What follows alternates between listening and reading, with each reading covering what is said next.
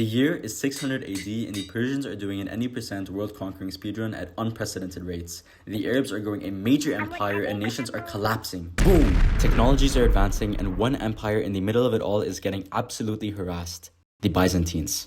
They need something and they need it fast. So what do? They make the nuke of the Middle Ages, Greek fire. For some context, this is Greek fire. It was basically napalm but invented by Orthodox dudes back in 672 AD. It's a tale of secrecy, insane military aura, and a lot more. But before I get into all of that, I need to give you guys some backstory on the Byzantine Empire. The Byzantine Empire was arguably one of the longest lasting empires ever, starting in 330 AD and only ending 1,100 years later in 1453, where it became the Turkish Istanbul that we know today. It was the continuation of the Eastern Roman Empire after the western half collapsed, and while the Byzantines considered themselves Roman, they spoke Greek because of our favorite conqueror Alexander the Great, who went on a continental road trip spreading the language with his best friend Hephaestion, who was definitely just a friend.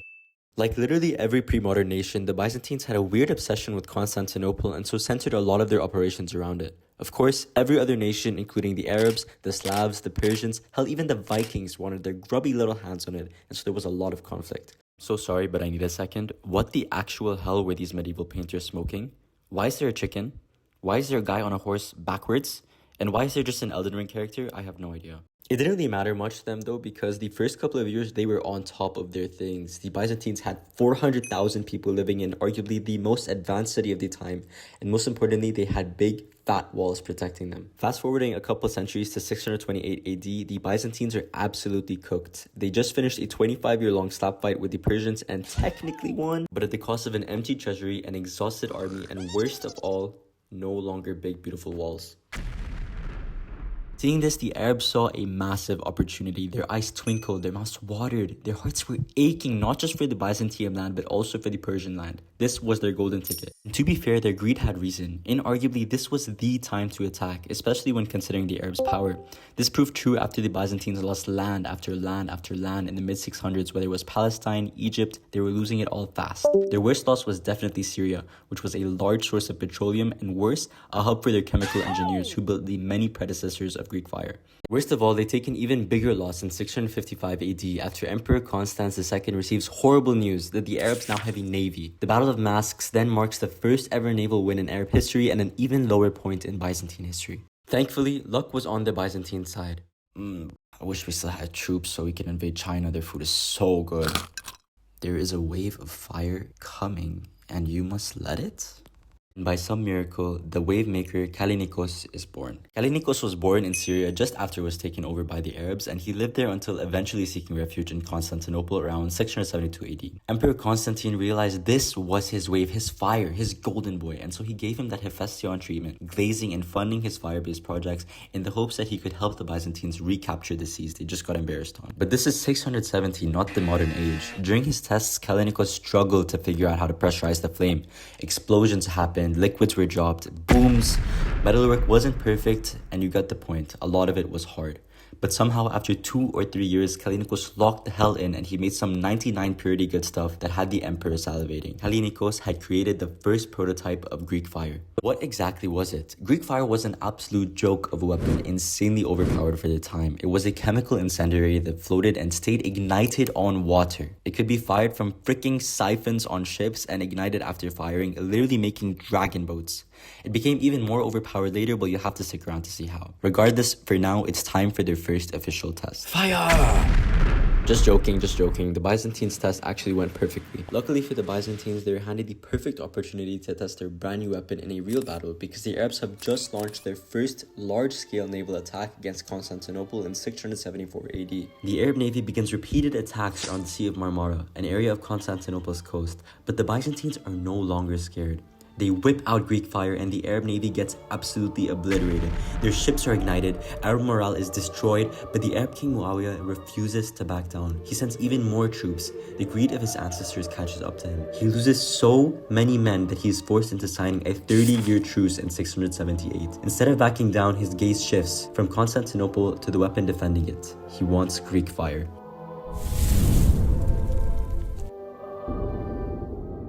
Kallinikos, man, you are the GOAT, man. If it weren't for you, I would not be sitting here reading this. Do not let others take what is yours.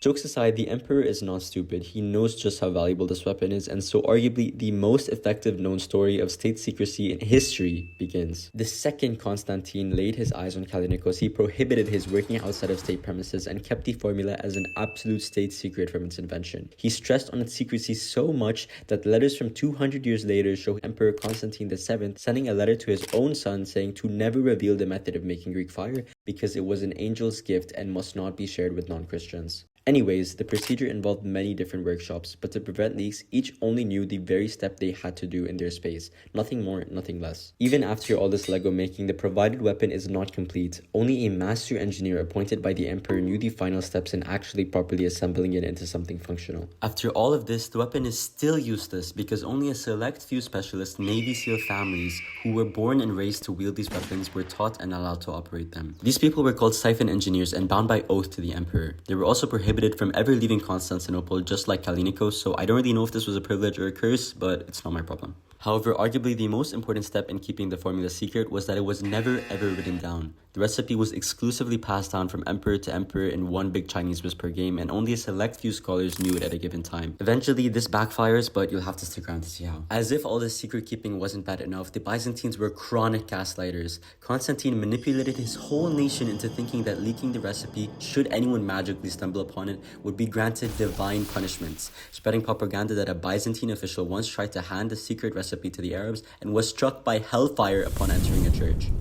There are also many reports of deliberate false recipes being circulated to the Arab populace. For example, in the 9th century, an Arab manual mentioned a Greek fire recipe, but it was just total bogus. It simply did not work. I really can't stress the mind games that the Byzantines were playing. This was a whole different level for them. Eventually, in the 1100s, the Latin Crusaders also pop up, and they got exposed to Greek fire really bad. But because it was such a secret weapon, they literally thought it was witchcraft.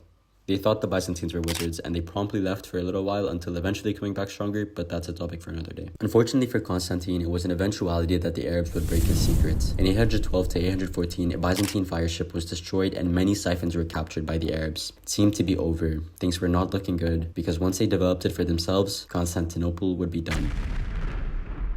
But the Arabs had no idea how to operate them. They couldn't even decode it. The Arabs were totally clueless, and it turned out that Constantine's efforts had worked. His secret was safe, and more importantly, his nation was okay.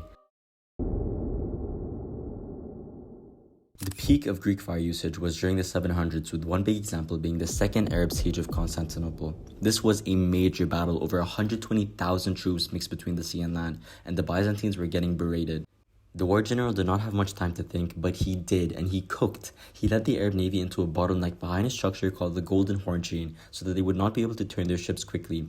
And of course, they slammed them with Greek fire. The Arabs had absolutely no chance, so much so that over 31% of them died in this battle. There's a ton more examples of battles that ended like this, and I don't really want to bore you with them, so just know that it continued for hundreds of years and somehow remained a secret the whole time. Ironically, the Byzantines are literally better secret keepers than we are, because we can't even keep the biggest super weapons a secret today. Again, another topic for another day. Instead, I'm going to tell you about how it evolved as a weapon over time. Obviously, we've been talking about the naval flamethrower this whole video, but there's no way it would work for so long. Eventually, Byzantine enemies simply gave up on naval attacks, and in 900 AD, the Bulgarians are attacking from the Balkans. The Arabs have fixated on land attacks, and now they have battle rams from Clash Royale to break the walls down. So of course, the only logical step next is to create the literal Doom Eternal flamethrower in real life, and therefore, the Karyosiphon is born. This thing is an absolute beast of a weapon. It took 2 people to operate, that's how big it was. One person held the nozzle, aiming the weapon and pumping the flames, while the other pumped pressure into a cylinder which allowed release. Worst of all is that the Karyosiphon used a slightly different recipe of Greek fire, which made it stick to clothes of the enemies. Enemy soldiers' armor simply became useless, and I think even regardless of that fact, just simply being on fire would make me put my weapon down as a soldier. I would not be able to do that. Of course, the same criterion of secrecy was applied to this weapon. You had to French kiss the emperor every time, blah blah blah. You had to stay in Constantinople, blah blah blah, whatever. More importantly, the Karyosiphon could breathe fire up to 10 meters away, but what was really bad about it was the fact that it was condemning the soldiers using it to sluggishness. They could not move, it was so heavy. So instead, the Byzantines opted to use it primarily for wall defense. They would fire it at the enemies who were using battle rams, and it would burn their machines down, helping keep the Byzantine walls safe. So now the Byzantines have a naval weapon, a way to protect their walls, but they're really struggling on land battles. So what do? They make arguably my favorite evolution of Greek fire, the Greek fire grenade. These things popped up around the 10th century, and honestly, I really struggled to find any documented quotes about them. Hell, I even read the Byzantine princesses' books about the wars they fought and found literally nothing. But we have a lot of physical evidence of their existence, and the grenades themselves are thought to have been clay pots filled with modified Greek fire recipes, and they didn't really need much pressure to ignite. So they were thrown at enemies, and the energy released would ignite it, causing the sticky fire to cover enemies, and it would not be fun.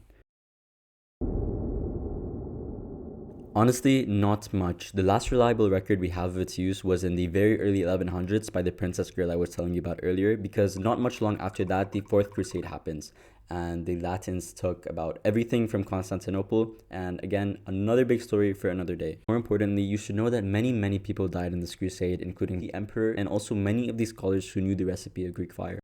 The emperor and the scholars dying is likely what caused the loss of the recipe as we knew it, and that seemed to be the end of it.